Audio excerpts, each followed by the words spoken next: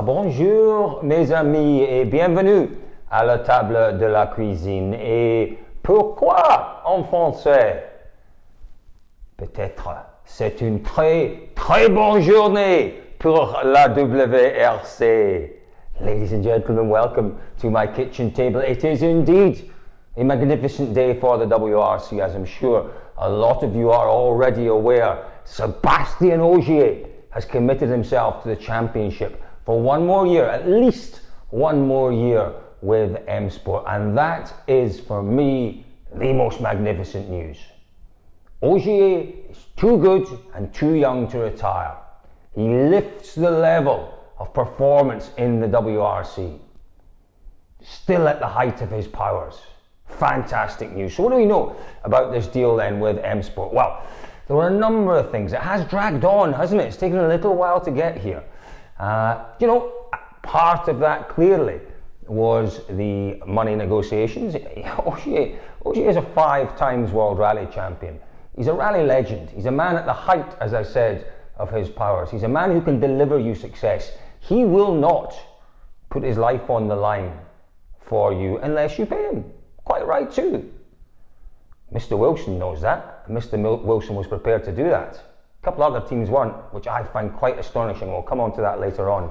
But clearly, money was an issue, and Malcolm had said it, hadn't he, all year? He said, look, unless we get some backing, either from a major sponsor, or more realistically from Ford Performance, then we can't afford to have Ogier, and we can't afford to pay him what he deserves and keep him on for another year. Well, what we know now is that M-Sport do have the backing of Ford.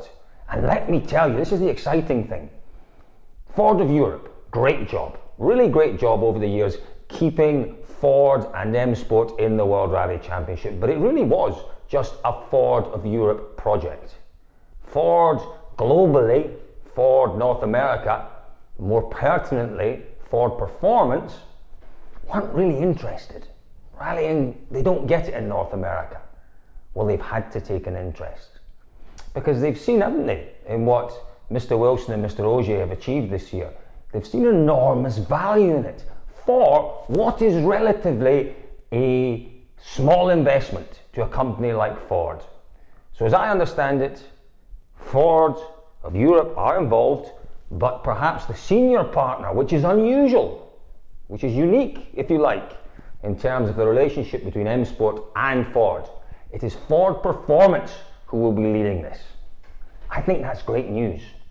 It's great news for rallying. Clearly great news for everyone at M-Sport. It's great news for Ogier, but it's great news for rallying that the Americans have woken up to the value that we have within our sport, the assets that we have within our sport, the fact that these cars are a very real representation of the cars that they sell and are doing incredible things and are battling, from Ford's point of view, against the biggest manufacturers in the world and are winning, delivering value from a marketing perspective.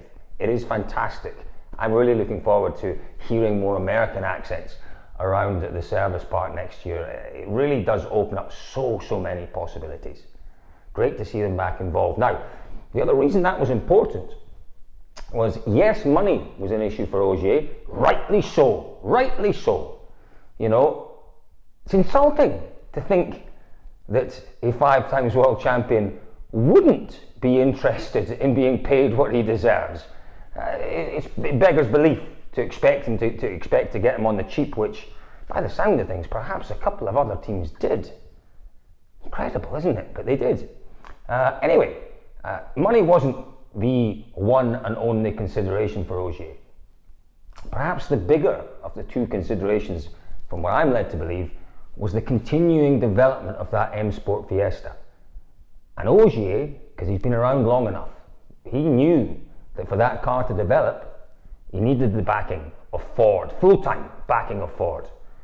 So Malcolm could give all the assurances that he could, but Ogier knew that Ford needed to get involved so that car remained competitive, and that is what he's got. He's got the backing of Ford as a manufacturer, and it is Ford globally.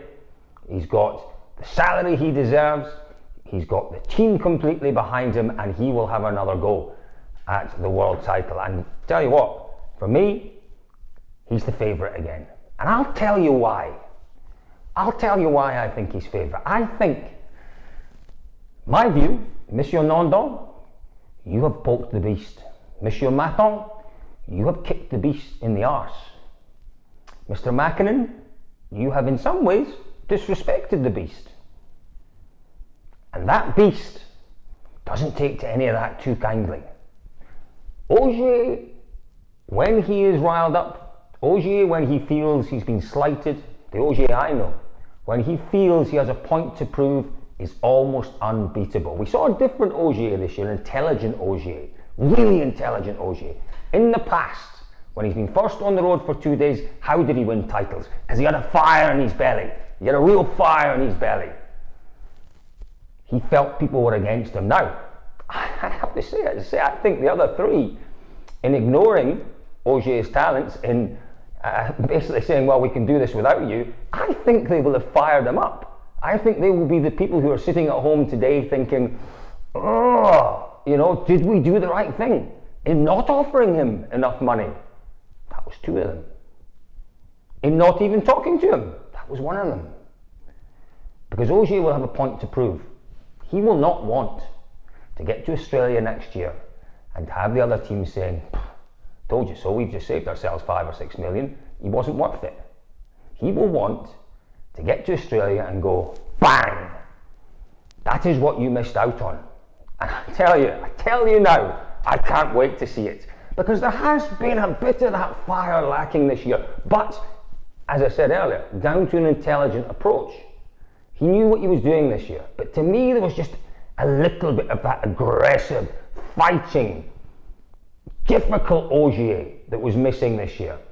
If, potentially, that's reignited in his belly with the way that he might perceive he's been treated by the rest of the service park, it's a great thing. It's a great thing from our point of view as media people, from the fans' point of view, from the spectators' point of view, because he will go at it 100% next year to prove a point. I think. That is my take on it. We'll have to wait and see. So clearly M-Sport are celebrating today. Ford have every right to celebrate today as well. Who else should be celebrating? I'll tell you who. Elvin Evans should be celebrating. There was talk when Ogier's position was in doubt and we didn't know whether he was going to stay or not, about maybe Elvin being the number one driver at M-Sport next year. Too early. A year too early for that. He has come on tremendously, Evans, this year. A year in the Tanak position, alongside Ogier, as Ogier's wingman, and he will progress again to that level where he is a realistic title challenger. Elvin Evans. I think it's great for Evans. Who else is it great for? Well, maybe I should talk directly here to Timo Joki. Because it's great for Joki's boys. In particular, it's great for Teemu Sunanen. If I was Timo Joki, he's obviously got he's got Sunanen's career path marked out. He knows where he's going, and he's talking about 5 or 6 rounds next year. If I was Timo Joki, I would put him in there for the whole season, Teemu Sunanen, because he'll never get another chance like this. Never. To go to every rally as teammate to the World Rally Champion, to teammate to a 5 times World Rally Champion, teammate to a man who is, I think, around the service park, regarded as one of the most intelligent drivers we've ever seen. I don't think that's an opportunity that Timo Joki and Teemu Sunanen can really miss out on, If he's going to do 6 this year, maybe 8 or 10 next year, bring it forward. He's got the skill, he's got the ability, he's got the talent, he's got the potential, Teemu Sunanen. He's got the mental capacity to deal with it all. Do it. Put him inside there. Put him in that team. Seb Ogier, Elvin Evans, Teemu Sunanen. Wow. That for me is a dynamic and exciting lineup, and I think a real possibility for 2018. And once again, with that lineup, alright, Hyundai looks strong, but they look strong at the start of 2017. Toyota have got a bit of work to do. They will do that work. Citroen, well, I don't know. I still think there's, I talked about it a lot and said they were in crisis this year. They've come a long way from the depths of that crisis. But they're not out of it, not by any stretch of the imagination, So from my point of view, I think M-Sport are very much still perhaps joint favourites to retain their manufacturer's title next year. A lot of that will depend on how much Evans progresses and how much the third driver, I'm hoping it's soon, progresses during the course of the year. But for sure, it's exciting as hell. It's the best news that we could possibly have hoped for. That Ogier is staying, he's staying at M-Sport with the backing of Ford. So you remember this, the team that we've seen the last few years has been the M-Sport World Rally Team. M-Sport Ford World Rally Team is what we're going to see from now on, and that is the most magnificent news that we could possibly have hoped for. Great stuff. Now, other things I wanted to quickly touch on. Rally Australia. Oh, I feel for them. Let me just have a wee sip from my tea here. Prestone, by the way, we had the Prestone British Rally Championship Awards dinner, which I hosted on Saturday night. I very much enjoyed hosting it. Thank you to everyone who came along, made my life nice and easy. A big thank you to Prestone for their continuing involvement with the British Rally Championship. They do a great job. They do a great job in promoting the championship, in what they call in marketing terms activating. I don't like that word. Activating the championship basically means using the sponsorship for marketing purposes. They do a great job. Well done, Prestone. And they gave me a few of these mugs as well. Very kind of them. So Rally Australia, taking a bit of a kicking, haven't they, in the last week since we returned home from Australia.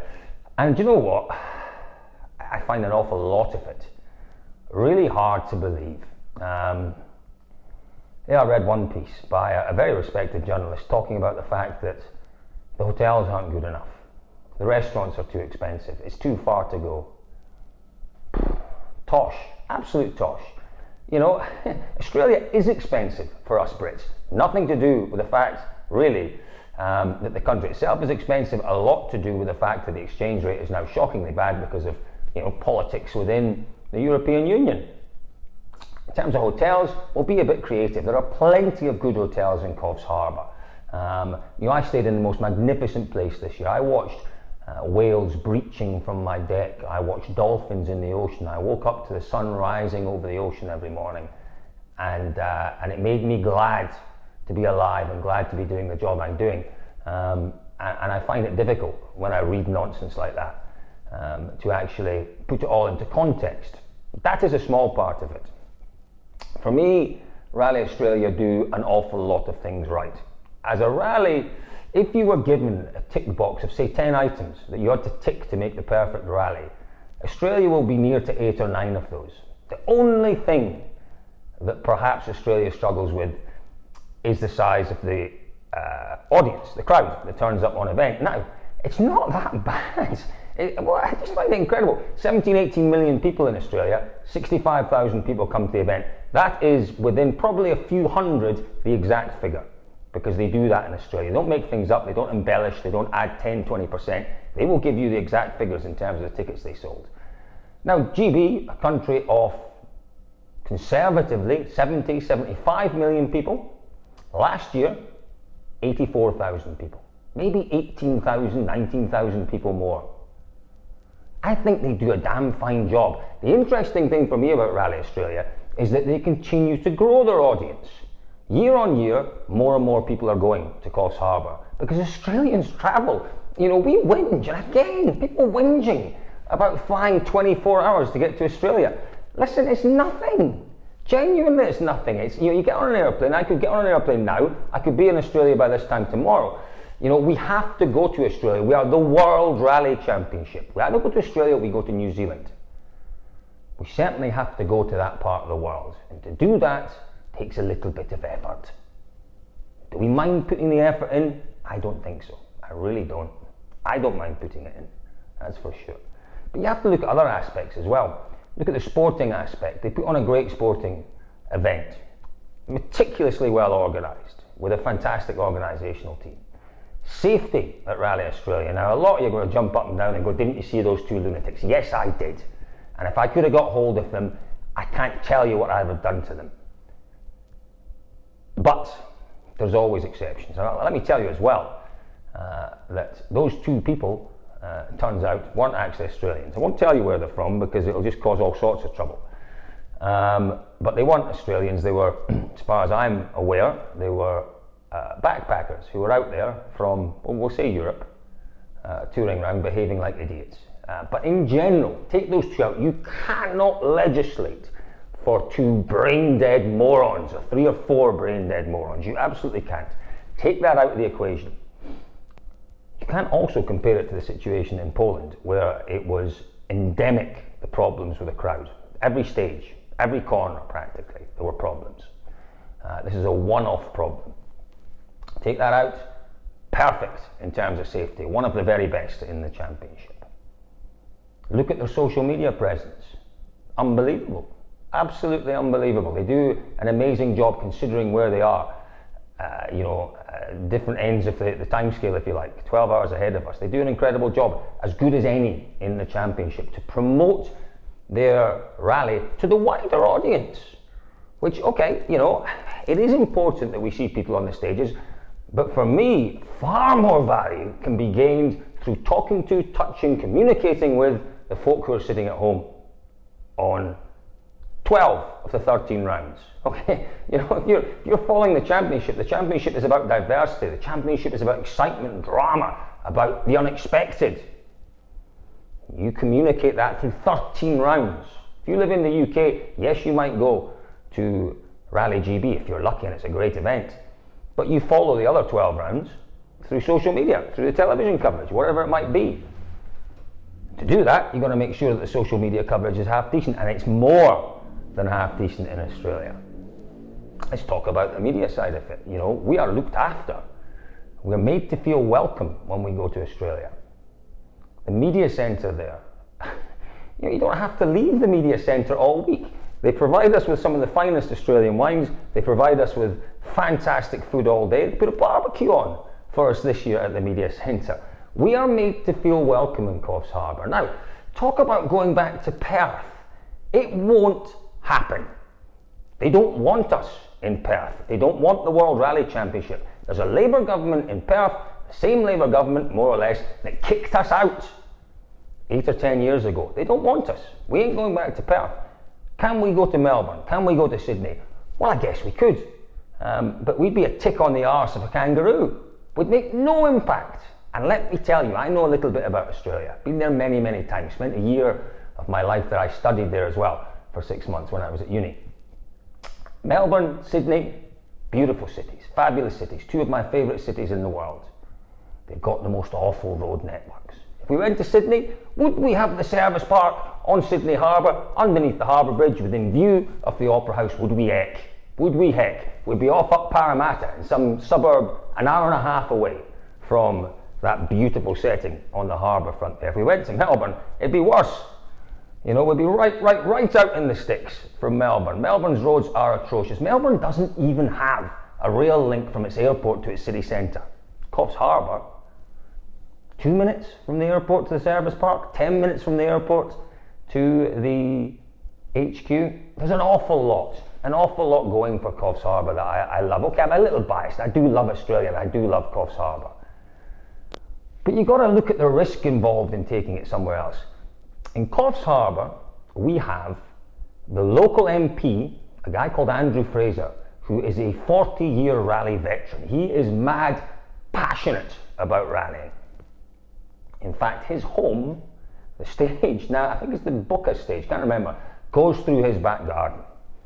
And he's a very well-respected parliamentarian in Australia, and he has a lot of influence. And he fights our cause. And he is partly responsible for the New South Wales government committing to a 3-year investment programme in Rally Australia. Now, stability for rallies these days is so important. We can't be going to countries where it's a 1-year deal, a 1-year deal here, a 1-year deal there. We need stability in terms of the championship. We need rallies that are prepared to invest in the championship. And Australia has that in Coffs Harbour.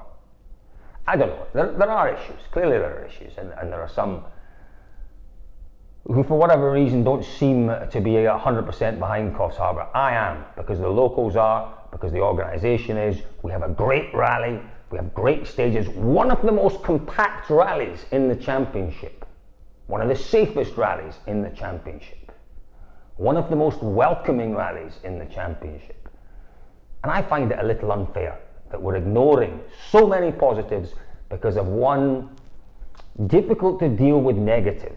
You know, Australia is only a country of 17 million people. You know, we're not going to see 300,000 people turning up at Rally Australia ever, anywhere. It won't happen. And to all my Kiwi friends, you have the same problem. It's all well and good to jump up and down this hill. Come to New Zealand, there'll be hundreds of thousands of people. You know, as well as I do, there won't.